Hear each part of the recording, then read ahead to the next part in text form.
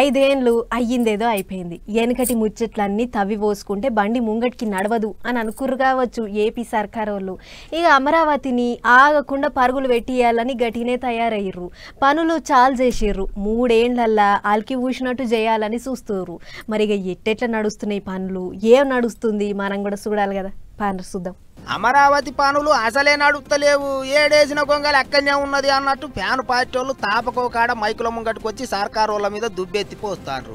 అందుకే కావచ్చు మంత్రి నారాయణ సారు ఏ పని ఎక్కడ దాకొచ్చిందో ఇక చూడర్రి మీరే అన్నట్టు అందరికి చూపించిండు. గడియ రికాం లేకుండా అన్ని పనులు నడుస్తూనే ఉన్నాయి. 600 అయినా 3 ఏండ్లల్లో అమరావతి బిల్డింగులు అన్ని కట్టి చూపిస్తాం అన్నట్టు మాట్లాడిండు. అద్దం లెక్క మెరిపిస్తాం అన్నట్టే చెప్పిండు. ఫ్యాన్ పార్టీ వాళ్ళ మీద గట్టిగానే గరం అయిండు. ఇప్పటికే సీఎం చంద్రబాబు సారు మంత్రి నారాయణ ఇద్దరు సింగపూర్ పోయి అక్కడ ఎట్టెట్ట పని చేస్తాండ్రు, ఏమేమి ఎగుర పెట్టిండ్రో వారం దినాలు అన్ని తీర్ల చూసొచ్చిండ్రు. అచ్చం అమరావతిని కూడా గట్టనే చేస్తారట. బిల్డింగులు గట్టనికే సింగపూర్ వాళ్ళ టెక్నాలజీని వాడుకుంటారట. వానలు చేయబట్టి నడమ జర్ర పని ఆగిందట గానీ ఇప్పుడు మళ్ళా రువ్వడి పెరిగింది అన్నట్టు చెప్పిండు.